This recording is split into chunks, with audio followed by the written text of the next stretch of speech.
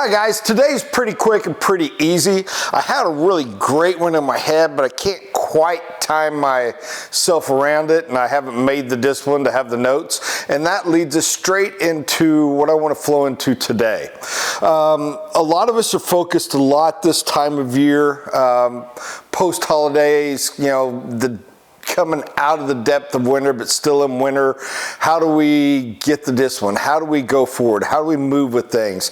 And I want to review the greatest difference, not the only. It's not like, oh, there's the magic sauce, but it's one of the greatest difference I have noticed between highly successful people and non.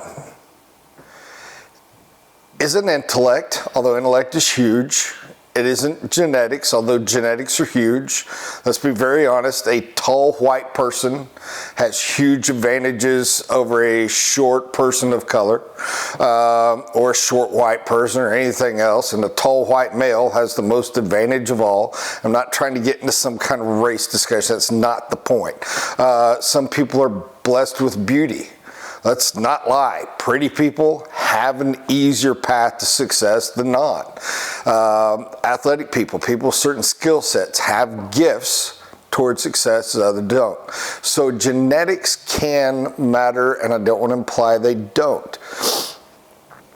But the number one difference, the difference I've noticed where somebody who's not as tall, not as athletic, not as good looking, not as intelligent, can overcome others that have greater gifts of such is discipline.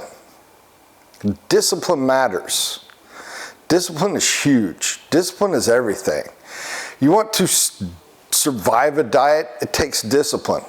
More importantly is the word survive, because anybody can diet. It takes discipline to diet. It takes a lot of it. The hard part is the discipline to maintain after, says the guy that sometimes succeeds and sometimes fails. But you look at the athletes.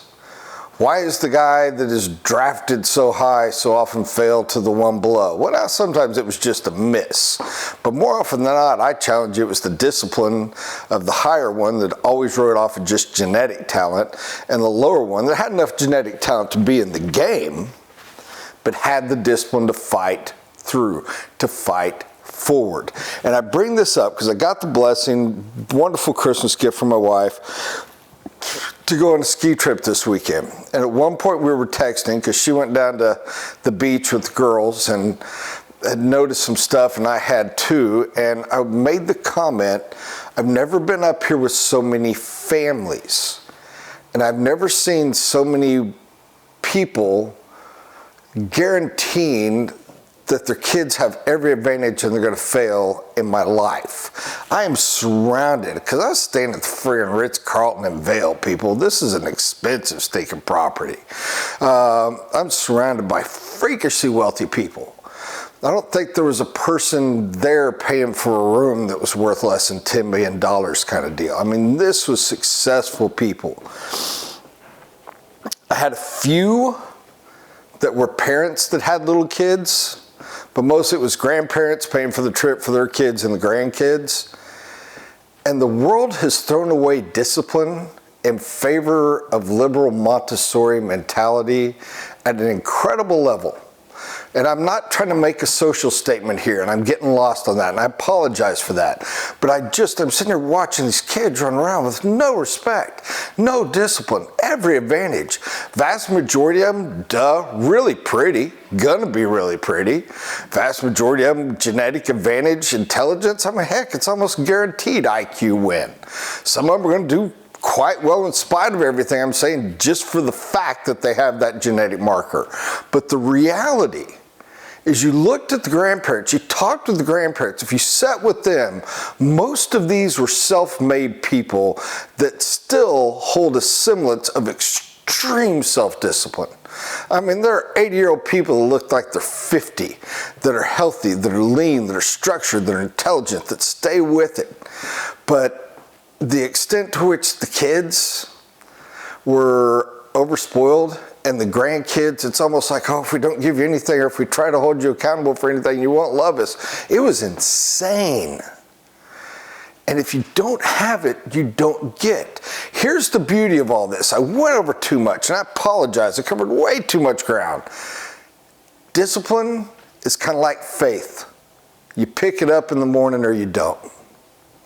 It isn't something you're born with. It isn't something you massively even have to be taught, though it helps so much. Why do many of us that value it put our kids into sports, especially put our sons into football, especially put our daughters in gymnastics or whatever?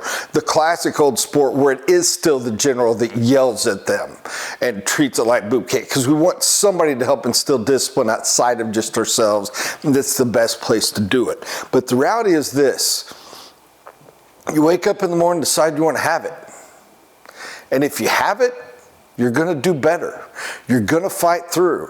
When you got something like this stupid legal letter I got on the desk today, and you want to go, two things are going to drag you through, brother: discipline and faith. And they are a very closely shared bond. What is the point of this to sales? I'll tell you. It takes discipline every day to do your job and do it correctly. It takes incredibly discipline. That person that's so charismatic, oh, she's a born salesperson. Oh, he's a born salesman. Oh, they've got the look. Oh, they've got the knowledge. Oh, they've got the... Why can't they sell anything? They don't have the discipline to do it. They don't have the discipline to get up and to be prepped. They don't have the discipline to make their calls. They don't have the discipline to say, man, it's fun chatting with you. Get out of my office. I'm behind today.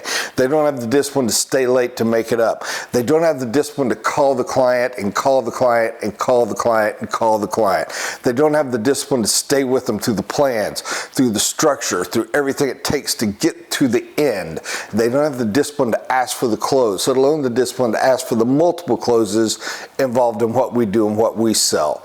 So, do you have the discipline? And if not, don't despair and don't quit. Pick it up. And by the way, if you're falling a little bit short, that's always the best place to start. If you're falling a little bit short on your health or your exercise or whatever, it isn't, oh, I got to go to the gym. It's a discipline to go to the gym. It isn't, oh, I got to run. It's a discipline to go run. It isn't, oh, what's my diet plan going to be? Sit back and plan all you want. It's a discipline to follow through with it that matters. If you have the discipline, the others will come. I believe that at my core. So this is enough, and that was too long. I hope it had something of value, and I hope I didn't cross lines by trying to use examples that were a little too personal, because I have no opinion or statement on that. Well, obviously I do with children. I'm not a big fan of the Montessori thing, but I do know there is value to it as well. So I got to say, somewhere there is a blend there, a little bit of that to keep creativity with a little bit of discipline, so they have the structure to do something with it. Blend beautifully, in my opinion. But now I just made it a political child-rearing thing that's none of my stinking business. So now that I crossed line number 3, my apologies. God bless you. Have a great day.